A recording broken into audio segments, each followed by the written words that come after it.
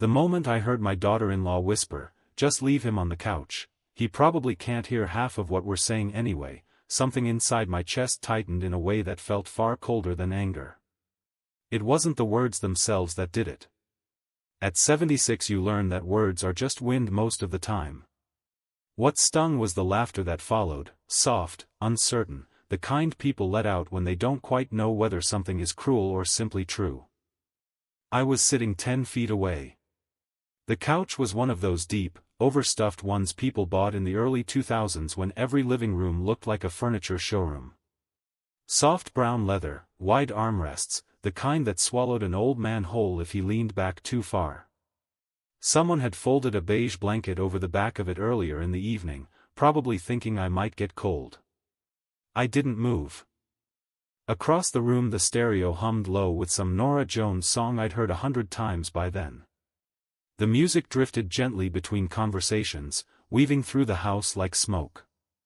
Glasses clinked in the kitchen. Someone popped open another bottle of beer. The smell of grilled meat and garlic still lingered in the air from dinner.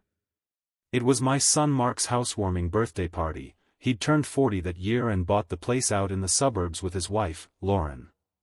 Big open kitchen. Hardwood floors polished so bright they reflected the yellow light from the ceiling fixtures. People moved through the rooms in little currents of conversation. Old college friends of Mark's. A couple from Lauren's office. Neighbors I didn't know. Everyone holding a drink like it gave them permission to belong. I had arrived early, like old men tend to do, and I'd helped Mark carry folding chairs from the garage before the guests arrived. For a while he had looked at me the same way he used to when he was a boy, grateful, proud even. But parties move fast once they fill up with voices. After dinner someone turned the music up a little. A group gathered around the kitchen island telling stories. Someone else opened the sliding door to the patio and cool night air slipped into the house. That's when Lauren had leaned toward another woman near the hallway and said it. "Just leave him on the couch, he probably can't hear half of what we're saying anyway." She said it the way people talk about a dog sleeping under the table. Not cruel exactly. Just dismissive. The woman beside her chuckled quietly.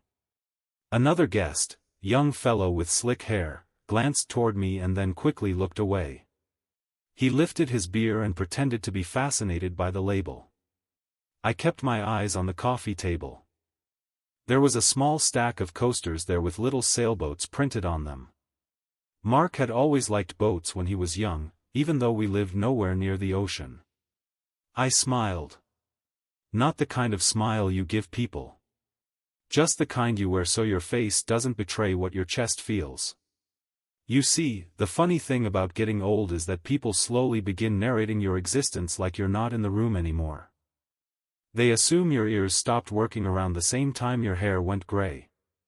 But hearing was never my problem. I heard everything. I heard the ice cubes clatter in a glass behind me. I heard someone laugh too loudly in the dining room. I heard Lauren continue talking, her voice dropping lower as if lowering it somehow erased the meaning. "He gets tired early anyway." Another soft laugh.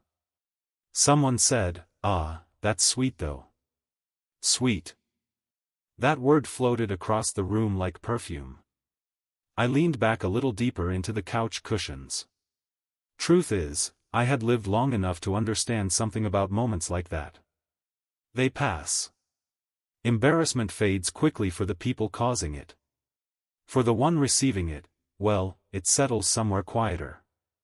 Mark came by a few minutes later carrying 2 beers. He set one on the coffee table beside me. "Doing okay, Dad?" "Sure am," I said. He squeezed my shoulder and disappeared back toward the kitchen before waiting for an answer that required more than one word. That's the rhythm of middle-aged sons. Always moving. Always hosting. Always assuming the old man is fine where he is. The party grew louder as the night stretched on. Someone turned the music up another notch. I remember the bass humming faintly through the floorboards. Conversations began overlapping, little islands of voices rising and falling across the house. From the couch I watched people the way old men do. Quietly. A woman with red lipstick laughing so hard she had to wipe tears from her eyes. A couple whispering near the window. Lauren passing around a tray of small desserts, smiling wide, the perfect hostess. At one point she glanced toward me and gave a polite nod. Not unkind. Just distant. I realized something sitting there that night. This house belonged entirely to their life now. The polished floors. The expensive candles. The friends who filled the rooms. I was just a visitor passing through the edges of it. Around 11 someone dimmed the lights a little. The music softened again. A few guests began gathering their coats near the door.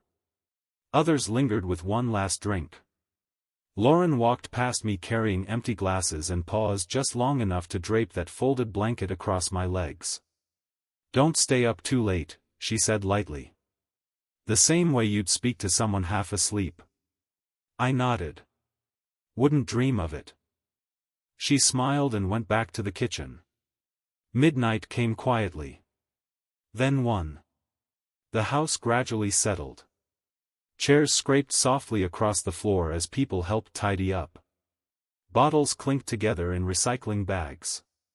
Someone ran the faucet in the sink. Mark came over again. "You want the guest room, Dad?"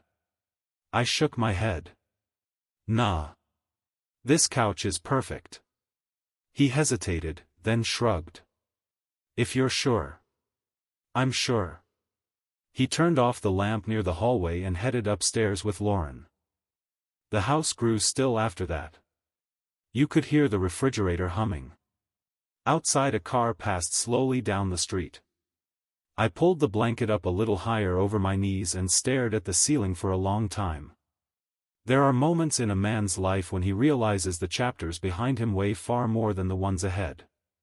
That night felt like one of those moments. Not tragic. Just quiet. Eventually sleep found me.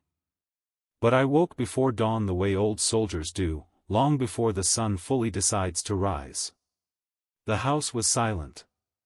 Gray morning light slipped through the curtains, painting thin lines across the floor. For a while I just sat there listening to the quiet. Then, somewhere down the street, I heard the deep, unmistakable rumble of an engine turning onto the block. The sound rolled slowly down the street, deep and heavy, the kind of engine you feel through the floor before you fully hear it. For a moment I thought it was just a delivery truck making an early stop. Suburbs wake up in strange ways, newspapers landing on driveways, sprinklers ticking on, the distant bark of a dog that hasn't learned what silence is yet. But this engine didn't sound like any delivery truck. It idled low and steady, like something built decades earlier when machines were expected to work harder than the men driving them. I leaned forward on the couch and looked toward the front window. Gray morning light had spread across the street now, soft and pale. The houses across the road still had their curtains drawn. Lawns glittered faintly with dew. Then the engine cut. Silence settled again. A second later there was a knock at the front door. Not loud. Just firm. I stood slowly, the blanket sliding off my legs and folding onto the couch cushion. My knees protested the way they always did in the mornings, but they held steady. The house still slept upstairs. Mark and Lauren probably had no idea the day had already begun. I crossed the living room and opened the door. A young man in a dark jacket stood on the porch holding a clipboard. Behind him, parked along the curb, sat a vehicle that made my chest tighten in a very different way than it had the night before. Long hood. Heavy frame. Faded olive paint that had seen years of weather and sun. An old decommissioned military transport truck. The kind most people only see in photographs from another era. The young man glanced at his clipboard. "Mr. Harris?" "That's me," I said. He looked relieved. "Delivery for you, sir." I stepped out onto the porch and took in the sight of the truck again. The metal still carried the faint stencil of its original unit markings.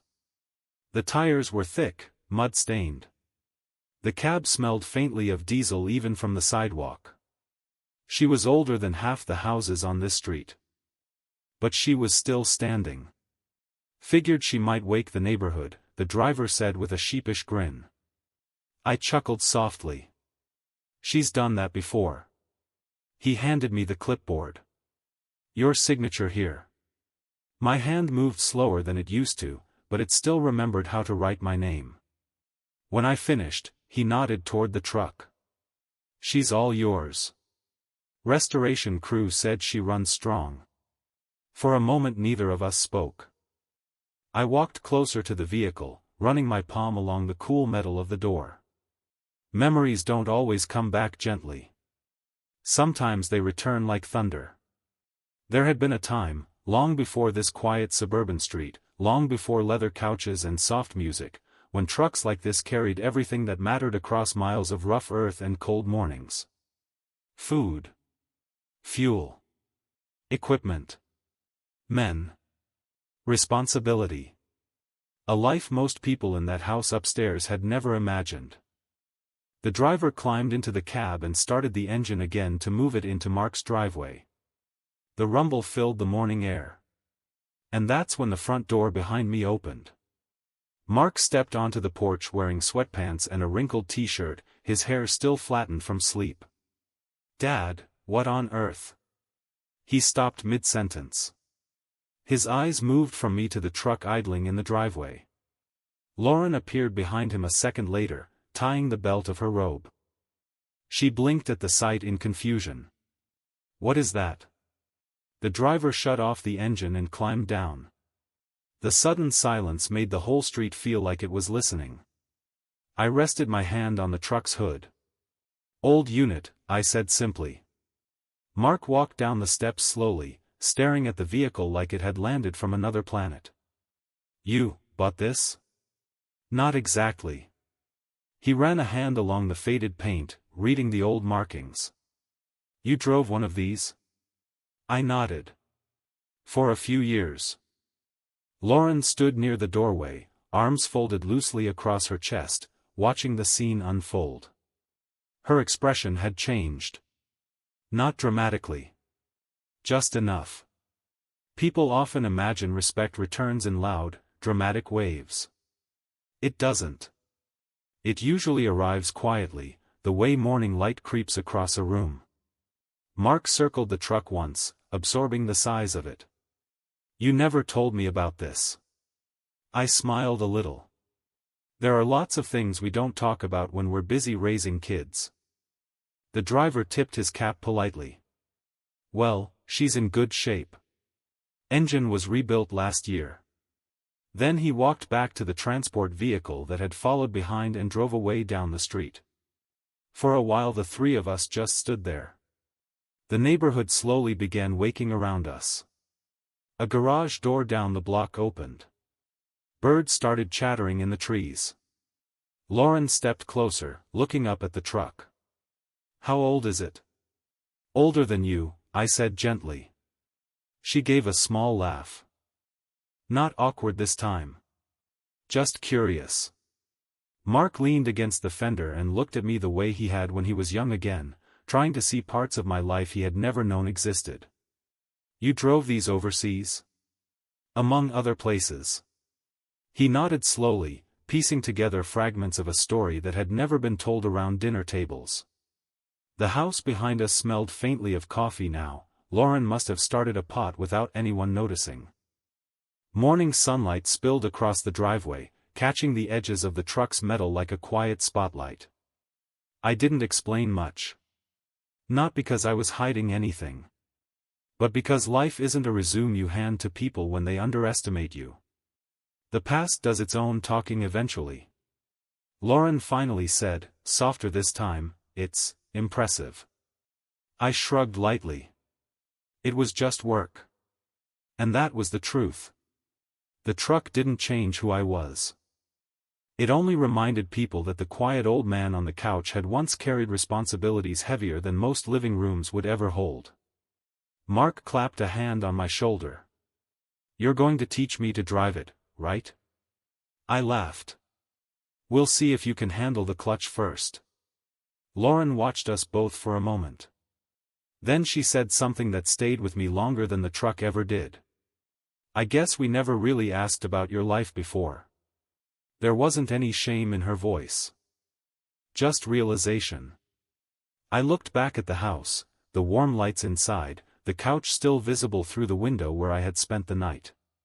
"Most people don't," I said. And that was fine. Because dignity isn't something you recover in front of an audience. It lives quietly inside the way you carry yourself when people assume you've become small. That morning we drank coffee in the driveway while the sun climbed higher and neighbors slowed their cars to stare at the strange old truck parked outside Mark's house. Later, when the day fully woke up and the street filled with ordinary sounds again, I took the driver's seat. The engine turned over with a steady growl that felt like an old friend clearing his throat. Mark climbed into the passenger side grinning like a teenager. Lauren stood on the porch watching us, arms folded against the morning breeze.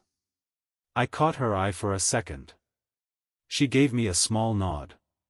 Not apology. Something quieter than that. Recognition. I eased the truck into gear and rolled slowly down the street, the engine humming deep beneath us. Mark laughed as the cab rattled and bounced over the pavement. And I realized something as the houses slid past the windshield. Life has a way of shrinking people in the eyes of others. Age does that. Silence does that. But the truth of a man's life isn't measured by how loudly it's remembered. Sometimes it sits quietly on a couch during a party, listening to music drift through the room. Waiting. Because the people who matter will eventually see you again. And when they do, you don't need to say a word.